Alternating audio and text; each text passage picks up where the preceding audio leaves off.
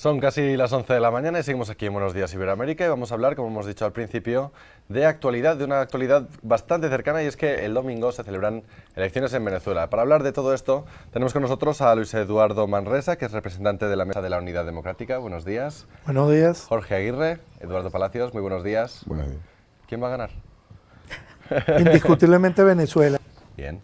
Ese es el que va a ganar. De hecho, esa es la mejor respuesta que nos han dado en el día de hoy. Para que tú veas.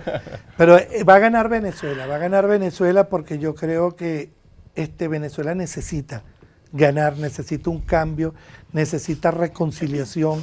Venezuela necesita volver a lo que hemos sido siempre, un país jovial, alegre, unido, donde no está esta cultura del odio que nos han querido sembrar y que la han ido durante estos 14 años metiendo ahí como un clavito que todos los días lo vas apretando. Eso se tiene que acabar.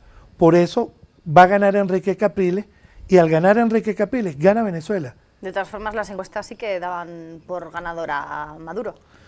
Bueno, las encuestas que maneja el gobierno, como el 80% de los medios de comunicación que tiene el monopolio del gobierno, van a dar a Maduro como ganador.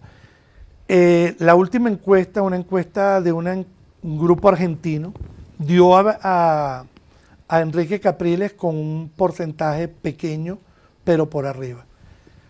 Es que parte de un principio, o sea, es la pregunta que yo me hago como venezolano. ¿Qué ofrece Maduro? Tiene 14 años en el gobierno, tiene 100 días de presidente encargado de la República. ¿Qué ofrece? ¿Que va a acabar con la corrupción? Por Dios, ¿va a meter preso a sus compañeros de partido? A los que han acompañado al extinto comandante Chávez y él, que ha formado parte importante del gobierno. ¿Va a acabar con la delincuencia? Pero si la delincuencia tiene 14 años siendo una persona extremadamente cerca del presidente Chávez, que en paz descanse.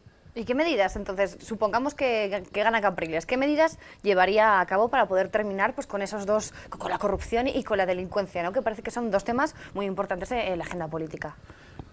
Mira, la corrupción es simplemente rodearse de gente capaz, que hay muchísima, y que no solamente están en los partidos políticos. Hay gente que dentro de la misma sociedad venezolana, gente muy capaz, gente muy honorable, muy honesta, que pueden desempeñar cargos importantes y tomar medidas. Eso es indiscutible. O sea, corrupción, sanción. Pero para que pueda haber sanción, tiene que haber independencia de los poderes. Al no haber independencia de los poderes, donde tú tienes un poder judicial sometido a la voluntad del gobierno, donde tú tienes un ministerio público sometido a la voluntad del gobierno, donde tú tienes la Asamblea Nacional, que es el ente legislador de las leyes sometido al Poder Ejecutivo, cuando tú tienes un juez que para dictar una sentencia tiene que pedir permiso al gobierno para ver si se la da o no se lo da para poder sentenciar. Entonces no puedes acabar con la corrupción. Enrique Capriles garantiza la independencia de los poderes. Eso es por ese lado. Y la delincuencia es simplemente empezar por depurar los cuerpos policiales.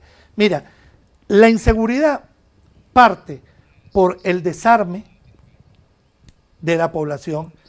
Hay más armas en la población que en los cuerpos policiales. Y además mejores. Déjame decirte, está mejor equipado un delincuente que la policía. Entonces, partimos por el desarme, partimos por la depuración de los cuerpos policiales, la dotación de los cuerpos policiales, la eficiencia de un poder judicial para juzgar, un buen sistema penitenciario, que el sistema penitenciario sería un complemento, porque actualmente el sistema penitenciario en Venezuela es una universidad del delito. El delincuente entra y sale peor de cómo entró. O sea, que de reinserción nada, ¿no? No, sí, se reinserta en la delincuencia, pero con más jerarquía y más experiencia. Eso es lo que pasa.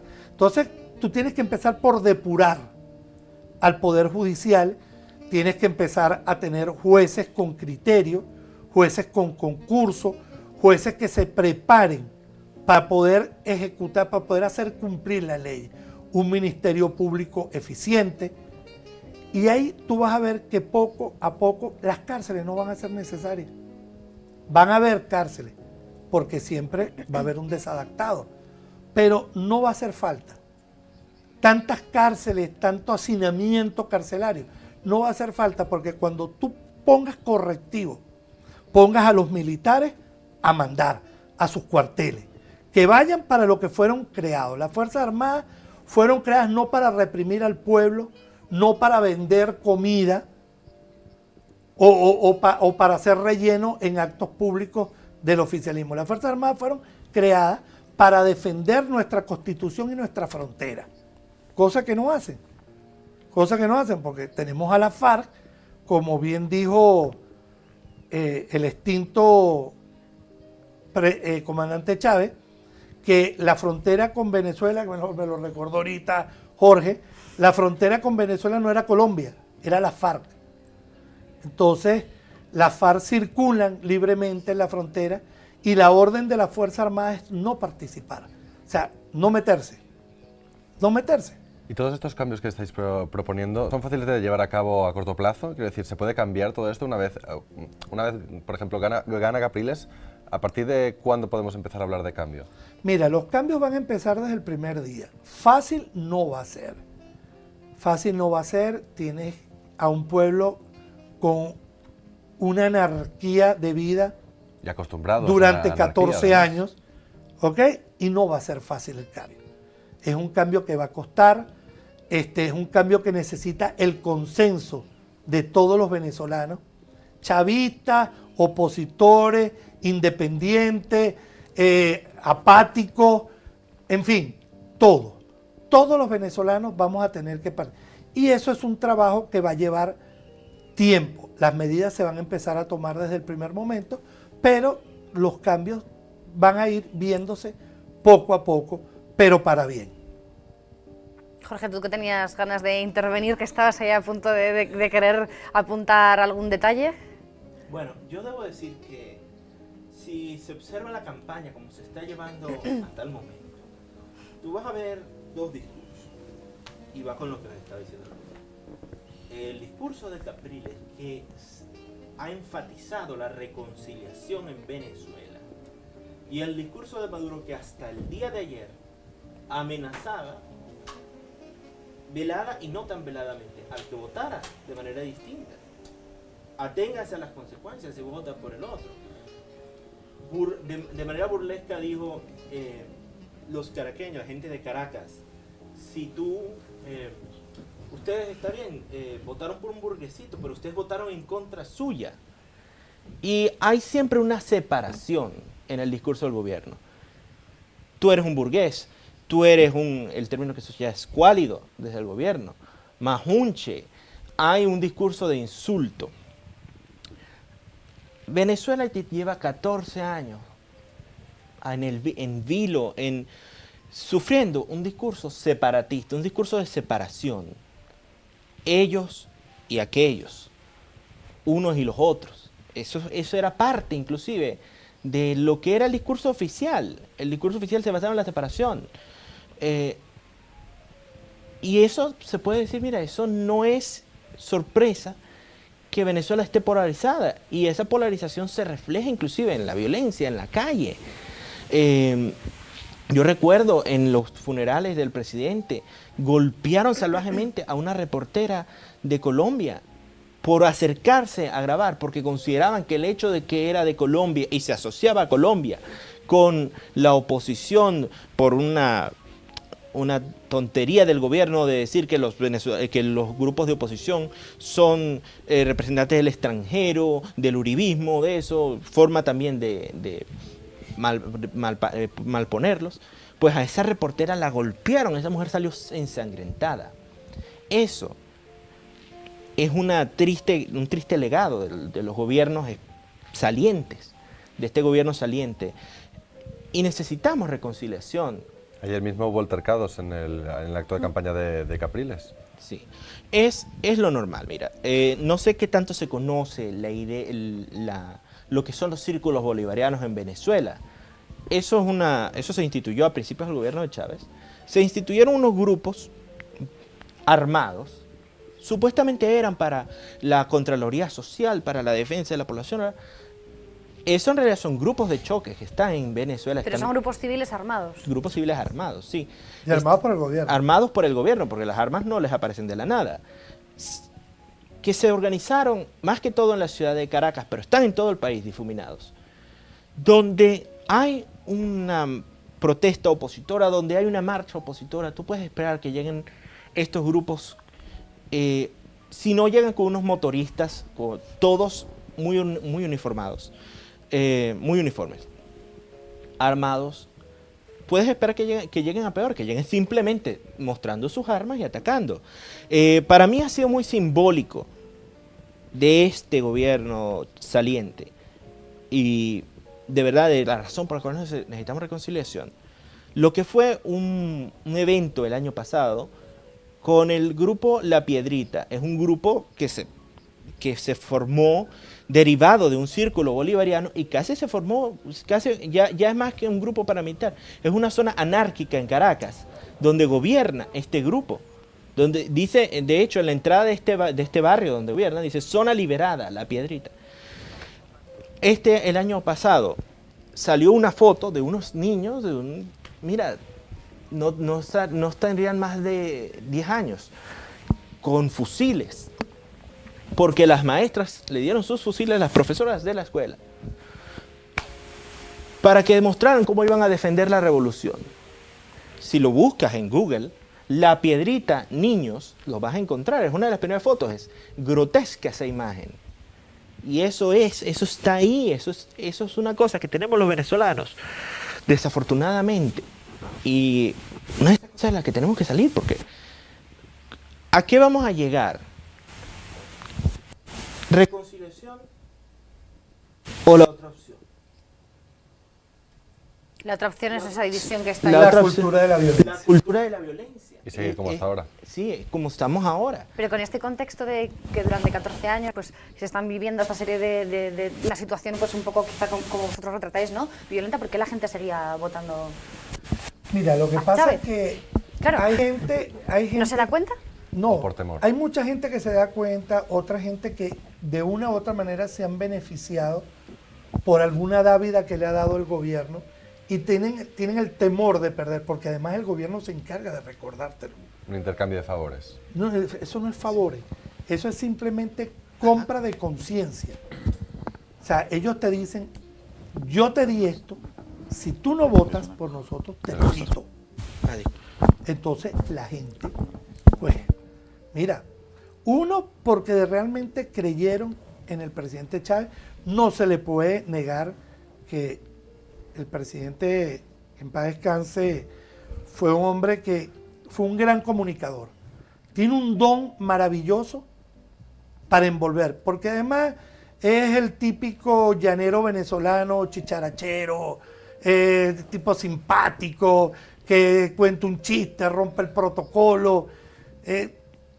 Tenía su algo que le hizo entrar en las bases populares y supo llevar el discurso que mucha gente del pueblo quiso oír. Lo que pasa es ¿Qué que... quería oír el pueblo? Mira, el pueblo creía en un Mesías. Y en política no existen Mesías. Existen seres humanos con sus perfecciones e imperfecciones. Y lamentándolo mucho, Chávez vendió algo que no cumplió. Si Chávez hubiera cumplido 1/3 de lo que él ofreció en su campaña electoral, Chávez hubiera gobernado por muchísimos años más. No hubiera tenido oposición que lo enfrentara. Con cumplir 1/3 de lo que ofreció. El problema es que no solamente no cumplió, sino que lo empeoró. Dijo que iba a acabar con la burocracia, iba a eliminar ministerios. Y creó de la noche a la mañana ministro del Poder Popular para cambiar los bombillos de la Plaza Bolívar. Ministro del Poder Popular que barre las puertas de la entrada del Congreso. Y cuando tú te pones a ver, tiene 17 ministerios nuevos, Normalmente en Venezuela era un ministro y un viceministro, ahora hay un ministro y 10 viceministros. Viceministro para abrir las puertas, viceministro para controlar los vehículos, viceministro de administración, viceministro. O sea, en lo que él criticó era exceso de burocracia. el exceso de burocracia y lo manejaban los directores regionales, pues él ahora creó viceministerios, sin eliminar los directores regionales. Entonces lo que creó fue un aparataje burocrático de tal magnitud que no acabó con lo que ofreció. Dijo que iba a acabar con la corrupción y resulta que el expresidente Carlos Andrés Pérez fue juzgado, tuvo que dejar el poder, fue encarcelado por $250,000 que dio de colaboración a Nicaragua cuando ganó la presidenta Violeta Chamorro. Chávez hasta hace 2 años había regalado casi $40,000 millones regalados. ¿Sí?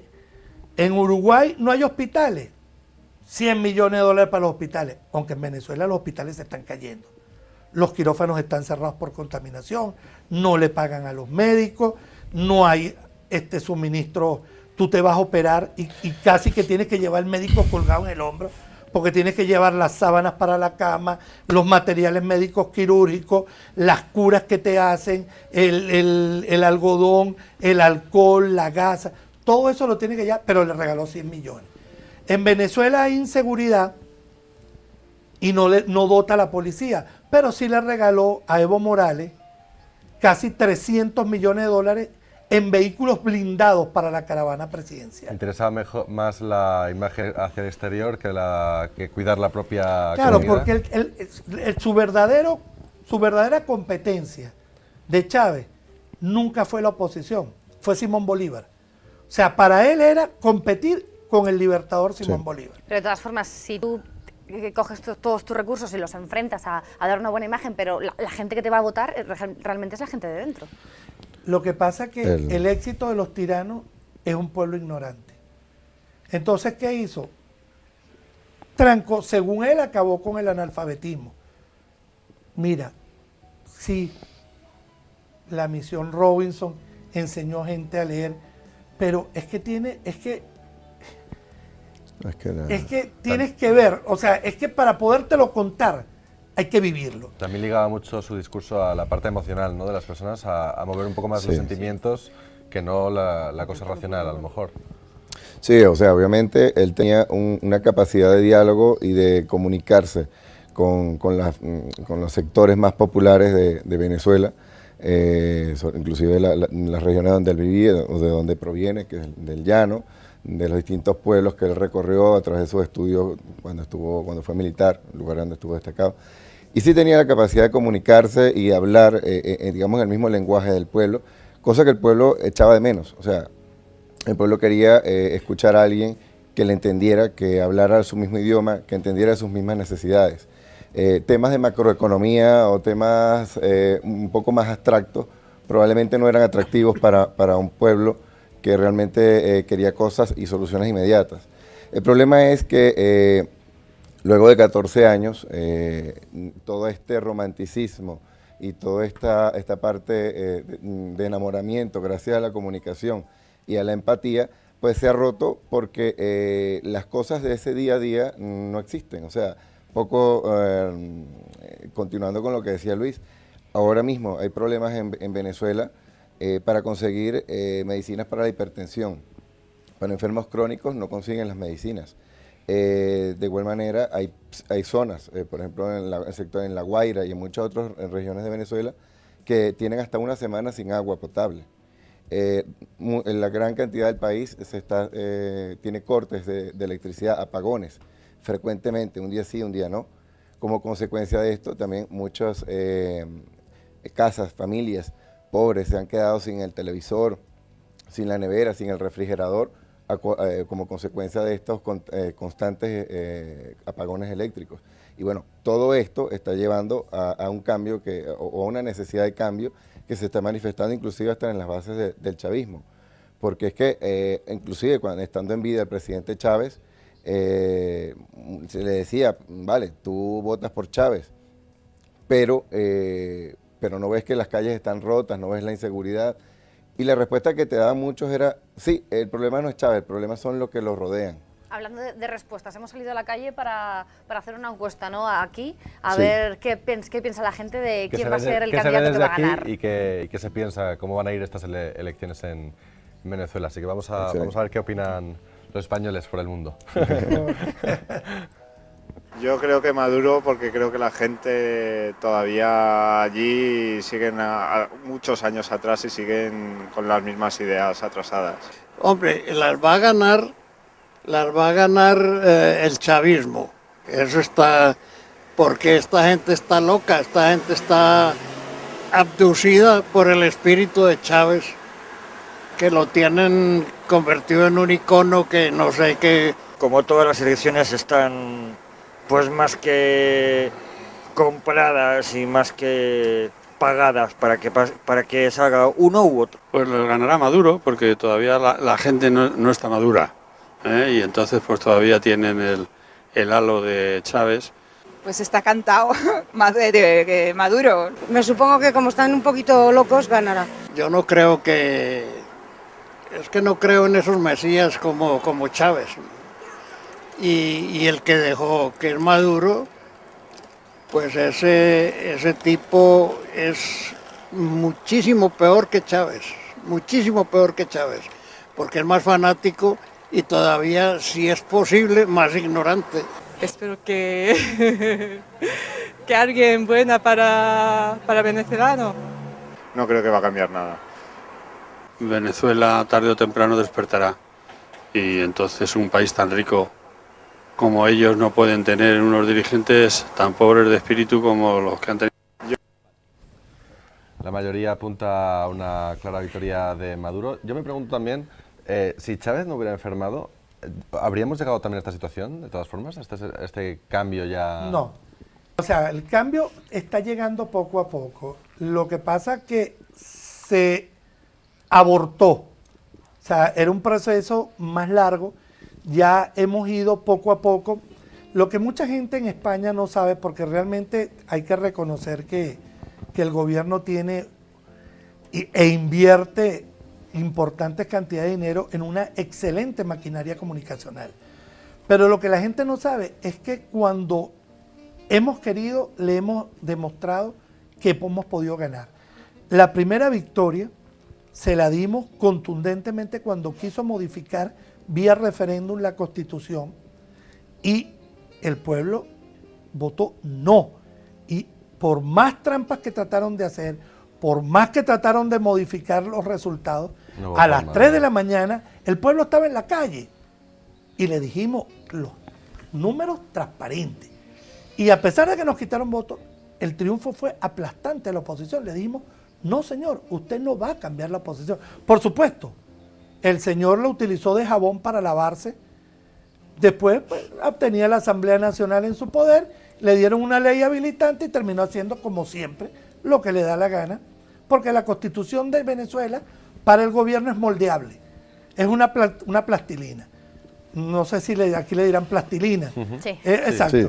Ellos la moldan a la conveniencia. Hoy no la vamos a reconocer, hoy Mañana la sí. vamos a reconocer y la van amoldando. Eso fue por ese lado. Pero después tuvimos otra gran victoria, que fue las elecciones parlamentarias.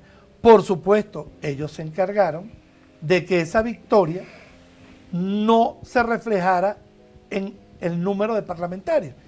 Entonces, como Chávez cambia todo, ha cambiado la bandera, cambió el escudo, ha cambiado la historia de Venezuela. Ahora nuestros próceres no son Bolívar, Páez, no, ahora son el Che Guevara, Fidel Castro y cuanto desadaptado social existe en el mundo. Esa es nuestra historia. Pues cambió también las matemáticas, raspó a Pitágoras y convirtió que 2 más 2 son 3, no 4. Entonces nosotros sacamos el 52%, él el 48%, pero misteriosamente tiene 39 diputados más que nosotros. Porque ¿qué fue lo que hizo? Cambió, como tiene el control, cambió todas las circunscripciones judiciales para hacer que nuestra mayoría se viera mermada en el número de diputados electos por la oposición venezolana. Hablabas al principio también de esa posible separación de los poderes, ¿no? De que cada poder sea independiente. ¿Se puede conseguir eso después de 14 años de costumbre? Sí, sí se puede conseguir.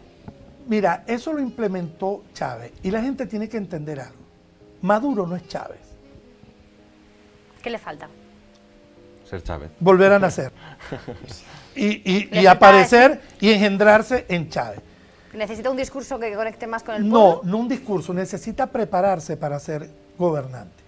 Un hombre que se te para en una cadena de televisión, por darte un ejemplo rapidito y sencillo, y te dice, el Estado Barcelona, el Estado, para lo que son para ustedes comunidades, para nosotros son estados. Provincias. Para las provincias. Sí. El Estado Barcelona, como decir nosotros, que Majadahonda, el Estado de Majadahonda. O sea, un hombre que no sabe la geografía de su país, no sabe lo que es un Estado y lo que es la capital de un Estado. Y tiene la desfachatez de decirlo, que tiene un discurso ofreciendo, que además no lo entiendo, porque dice, yo voy a acabar con la corrupción. Pues señor, si la corrupción la tienen ustedes hace 14 años, que estás diciendo que todo el equipo al cual él perteneció, porque ha sido presidente del Congreso, ha sido canciller, o sea, él ha estado en cuanto cargo administrativo ha habido cercano al gobierno, pero él dice que va a acabar, o sea, que está diciendo que Chávez es corrupto, lo está diciendo Maduro, no nosotros.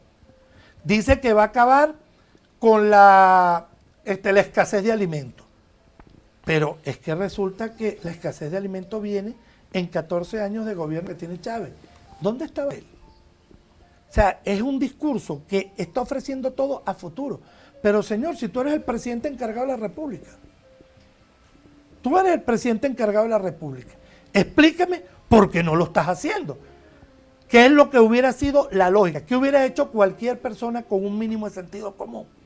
Yo, presidente encargado de la República, agarro y decreto que voy a hacer, voy a acabar con la delincuencia, tomo medidas, pongo la Guardia Nacional y los cuerpos policiales en la calle, aplico una ley de desarme, voy a abastecer los anaqueles del automercado para que tú puedas creer, mira, Venezuela, la comida, un plato muy tradicional es la arepa, que está hecha con harina pan.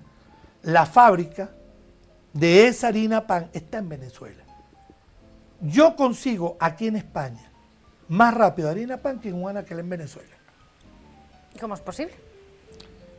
Eso es una buena pregunta que nos hacemos. ¿Por qué el desabastecimiento? Y el desabastecimiento parte por el control. Ahí anda Maduro diciendo, y salió declarando el ministro Reverol, el de Interior y Justicia, de que por el aeropuerto de Maiquetía, que es el aeropuerto principal de Venezuela, entraron libremente unos grupos desestabilizadores de El Salvador para acabar con Maduro. Y yo le pregunto al ministro Reverol, señor ministro, ¿quién dirige la policía política que está en el aeropuerto? ¿Quién dirige Interpol en el aeropuerto? ¿Quién dirige las autoridades de inmigración en el aeropuerto?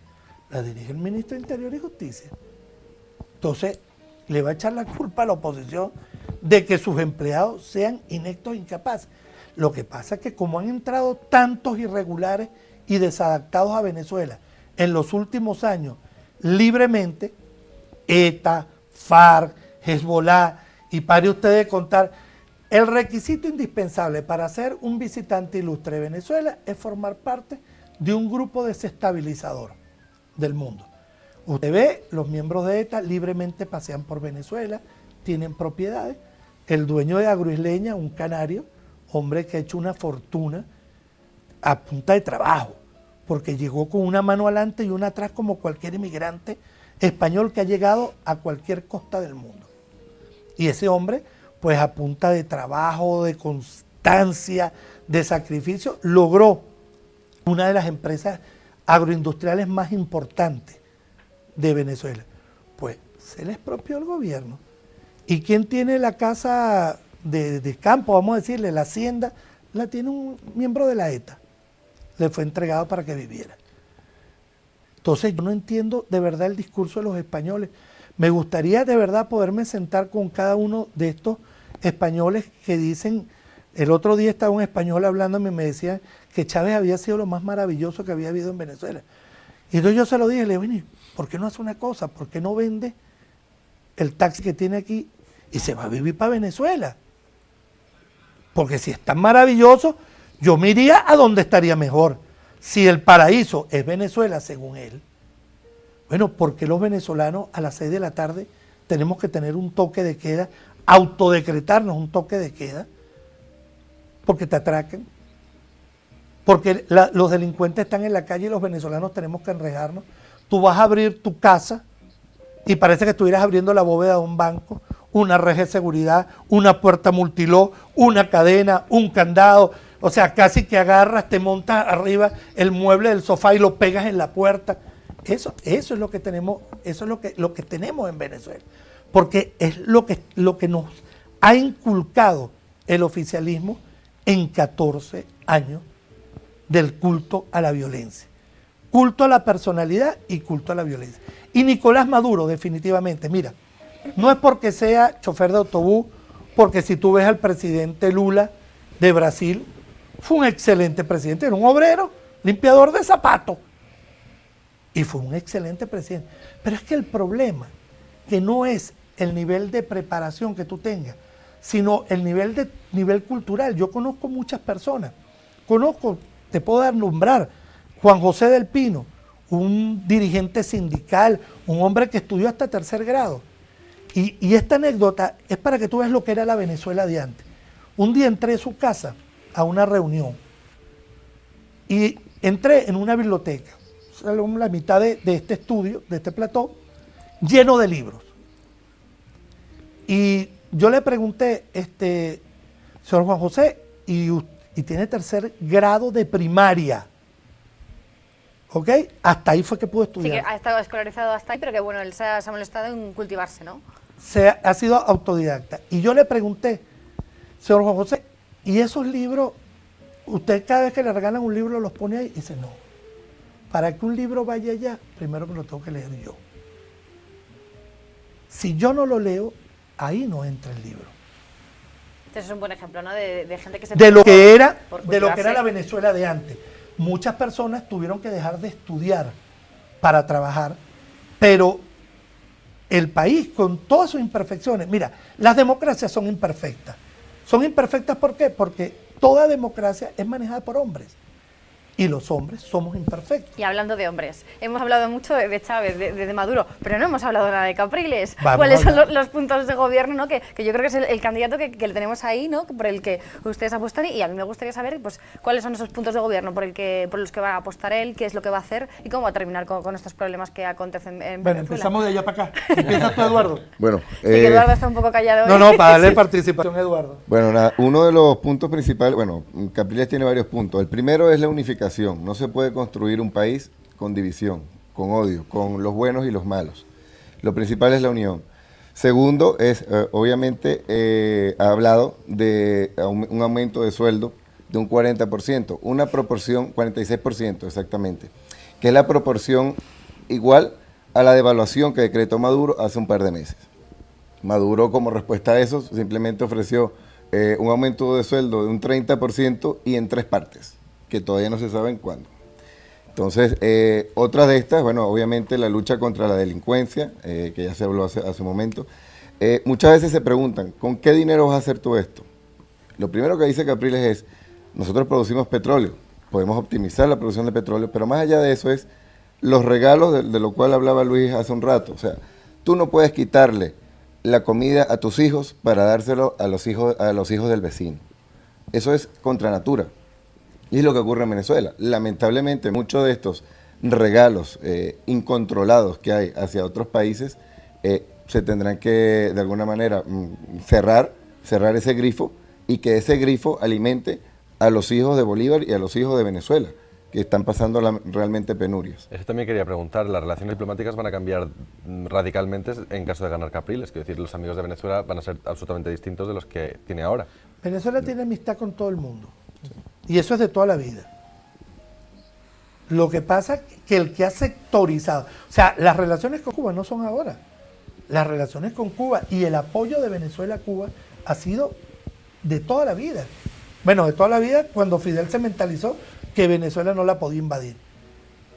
Cuando hizo sus intentos y fracasó, se le hizo entrar en razonamiento que con Venezuela, amistad. Hasta ahí. Y apoyo. Pero que meterse, bueno, ahorita lo logró de una manera menos violenta, pero se metió. Pero las relaciones de Venezuela van a seguir igual. Mira, Enrique Capriles, como bien te lo dijo Eduardo, tenemos que empezar por recuperar la industria petrolera. La industria petrolera en la actualidad está funcionando casi a la mitad de su capacidad. ¿Por qué? Bueno, la refinería de Amuay, que es la 4ª refinería más importante del mundo, por falta de mantenimiento se incendió. Esa es una de las refinerías que generaba mayores ingresos a la industria petrolera venezolana. Además, si dejamos de regalar, tanto como dice Eduardo, mira, es que tú no puedes arreglar la casa del vecino si tú no arreglas la tuya. O sea, tú vas a ir, yo voy a ir a la casa de ustedes y se las voy a pintar, le voy a arreglar las goteras, le voy a poner un jardín, pero resulta que tú entras a mi casa y te cae un pedazo de techo, te vas a sentar en la mesa y te caes sentado en el piso, vas a comer y tienes cucarachas caminándote por arriba de la mesa. Eso es lo que está pasando en Venezuela. ¿Y en qué se concretan esos arreglos? ¿Cómo se concretan esos arreglos de la Casa de Venezuela? ¿Cómo se concreta? Mira, primero acabando con la verdadera corrupción que está implementada ahorita, optimizando los recursos del Estado. Nosotros tenemos recursos mineros, tenemos recursos petroleros, podemos explotar el turismo. Venezuela no es porque yo sea venezolano, pero Venezuela tiene paisajes que muchísimos países del mundo los envidiarían. Claro, pero de cara al exterior la inseguridad es muy importante. Pero esa es parte del principio, dotando la policía, depurando el poder judicial, depurando los cuerpos policiales, desarmando la sociedad civil y dejando las armas en manos de quienes tienen que estar, que son las Fuerzas Armadas y los cuerpos de seguridad. Al tú acabar con eso, tú puedes empezar a explotar la industria petrolera, acondicionar la infraestructura hotelera, tú puedes fomentar el desarrollo de los campos. Tú en Venezuela agarras un móvil y lo lanzas en la tierra y te sale una mata de móviles, porque es una tierra súper fértil y dicho por todo el mundo. O sea, toda persona que ha ido a Venezuela y siembra, donde siembra, te nace mata de lo que tú quieras. Entonces hay que explotar el campo, dejar la dependencia del petróleo, porque ese discurso de que somos la 4ª potencia del mundo en petróleo tiene que acabarse, porque somos un país petróleo dependiente y eso tiene que acabarse. El petróleo tiene que ser un complemento, el petróleo tiene que ser lo que falta para que para que nos genere los ingresos para tener una buena infraestructura petrolera, hotelera, turística, de servicios públicos, porque eso es otra. Si tú no das servicios públicos, tú puedes cobrar impuestos millonarios, pero si tú no das la respuesta, la contraprestación, que es un buen servicio público, que es lo que tú pagas cuando pagas tus impuestos, pues entonces también el turismo baja. La gente, oye, tenemos el metro que es maravilloso, uno de los mejores metros del mundo, pero es insuficiente. Es insuficiente. Ya Caracas, que es la capital, se ha extendido aparte del estado Miranda y se ha formado lo que es la Gran Caracas, y es precisamente por la expansión. Otra cosa, la gente, por esa falta de planificación, y hay que reconocerlo, no es solamente de estos 14 años, viene arrastrándose también un poquito de atrás. La gente, como no ha habido planificación para el desarrollo del campo, pues la gente va a vivir el sueño petrolero, que es irnos, vámonos todos para Caracas. Entonces Caracas no ha avanzado, Caracas se estancó. Se estancó al extremo que tenemos ya 14 años que de verdad salir en Caracas es horrible. Si ustedes se frustran porque les agarran un atasco, le dicen aquí, les agarra un poquito de atasco, En Venezuela, en Caracas, cuando tú vayas a salir para un lado, tienes que prever por lo menos 2 horas antes para que llegue en la rayita. ¿Por qué? Porque hay un exceso de vehículos. Entonces el gobierno, en vez de poner correctivos, ¿qué fue lo que hizo? Simplemente creó el Transmilenio. Bueno, algo parecido al Transmilenio de Colombia. Y el carrito Chávez, ¿cómo es que le dicen? Ah. Bueno, un carro de estos económicos que por supuesto lleva el nombre de Chávez, no sé cómo le dicen. Y entonces tú tienes la población abarrotada, entonces no tienen para comer, pero tienen 3 carros en una casa.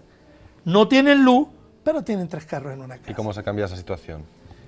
Con educación, con servicios públicos. Si tú das un servicio público óptimo, tú puedes facilitar, por ejemplo, el caso de la vialidad. Tú puedes acondicionar un buen servicio público y la gente va a dejar de utilizarlo porque es más cómodo, hasta para estacionarte, para lo que sea, moverte en servicio público. Pero para eso tú tienes que acondicionar el servicio público. Tienes que brindarle seguridad a la gente. Tienes que arreglar la vialidad. No puede ser que un país productor de petróleo tenga carreteras con huecos que parecen trincheras. O sea, si hay una guerra, no hace falta construir trincheras, te meten en uno de los huecos. Imagínate tú que las comunidades han llegado al extremo de cantarles el cumpleaños a los huecos. De ponerle una vela y torta y cantar, porque son huecos que duran 3 y 4 años y no los reparan. O sea que pasito a pasito, ¿no? Las medidas para ir poco a poco. Es un trabajo, pero un trabajo que necesita la participación de todos. Mira, es un trabajo que se necesita de cultura, se necesita de todos los estratos sociales. Mira, en Venezuela es importante, desde el carpintero que te pone un clavo hasta el neurocirujano que te hace una operación. ¿Cómo es posible que el talento profesional venezolano salga del país? Porque en Venezuela no tienen posibilidades. Los mejores médicos en grandes hospitales de Estados Unidos y de Europa, muchos médicos brillantes, cotizados, son médicos venezolanos que se han tenido que ir porque no tienen la oportunidad. ¿Por qué existe la medicina privada, que es uno de los ataques del gobierno? Porque es que simplemente el gobierno no da salud. Si tú tienes unos hospitales mal dotados, bueno, no te cuento si necesitas una ambulancia. Porque si necesitas una ambulancia tienes que empujarla para que prenda. Y no te lo cuento yo, los corresponsales te lo dicen, los mismos corresponsales. O sea, unas ambulancias que no te vas a morir de la enfermedad o del accidente que has tenido. Te vas a morir de la infección que te va a dar por acostarte en una camilla de una de esas ambulancias. Entonces, eso hay que irlo a acabar. O sea, tanto mejorar los servicios públicos como la unificar salud. El país son cosas que tiene que va a llevar a cabo Capriles en el caso de que resulte ganador. En el caso, cuando ganemos este 14. Hablabais, desde casa, lo comentamos, antes de empezar la entrevista hablabais de que Venezuela había sido siempre un país jovial, un país alegre, en el que las elecciones eran motivo de fiesta. Nosotros, por lo menos en mayo, que somos jóvenes, no lo hemos vivido, no lo hemos visto, entonces nos llama mucho la atención. ¿Se puede volver a conseguir todo eso? ¿Capriles conseguiría...? ¿Esa unificación del país? Yo pienso la idea y el sueño de todos los venezolanos es volver a eso, a que el pensamiento político no sea un motivo de ruptura dentro de una familia, no sea un motivo de odio, sino simplemente compartir y respetar los pensamientos ideológicos. Sí que anteriormente, sí, en las épocas de campaña presidencial, independientemente de los colores, bueno, hacían fiestas, hacían sus mítines, pero de igual manera luego terminaba el que iba de un color a un meeting, iba y se reunía con sus amigos que venían del meeting del otro color, sin ningún problema. Y eso es lo que queremos volver, a un país de convivencia, un país de ideas, un país de aperturas. Bueno, pues estaremos entonces expectantes a ver qué sucede este domingo con las elecciones. Mira, si realmente cada quien cumple con su papel, el CNE es un ente imparcial. Tengo mis severas reservas, pero bueno. Démosle el beneficio de la duda, que ni yo mismo estoy convencido de lo que estoy diciendo, pero démosle el beneficio de la duda que el Consejo Electoral Nacional cumpla con su cometida, que nuestras Fuerzas Armadas, que también lo pongo en duda después de ver el circo que montó el alto mando, dándose golpes de socialistas, revolución, y Esas payasadas no nos garantizan la imparcialidad, pero bueno, si ellos hacen su trabajo como realmente ofrecieron cumplir, y si el Tribunal Supremo de Justicia se quitan el bozal de arepa que tienen y hacen cumplir las leyes, el 15 de abril Venezuela emprendió el nuevo camino. Camino para la prosperidad, un camino para la reconciliación, un camino para que los venezolanos en el exterior regresemos a nuestro país, podamos regresar los exilados, que los presos políticos salgan en libertad, que se haga justicia. Eso lo vamos a lograr el 15 de abril con un nuevo presidente de la República, y ese presidente de la República se llama Enrique Capriles Radón. Luis Eduardo, mostrabas un poco, os ha dejado entrever un poco tu desconfianza ante el CNE. En caso de que no sea Capriles el elegido para la gloria, ¿acataréis responsablemente la decisión que tome el pueblo? Sí, efectivamente, mira, vamos a estar claros, porque ellos tienen un rumor del que nosotros vamos a desconocer el triunfo. Nosotros tenemos representación en todas las mesas electorales. Por lo tanto, lo que va a manejar el CNE lo tenemos nosotros también, porque nosotros nos quedamos con una copia de las actas. Si esa copia de las actas no nos favorece, nosotros reconoceremos el triunfo del señor Maduro. Si realmente gana, con los votos.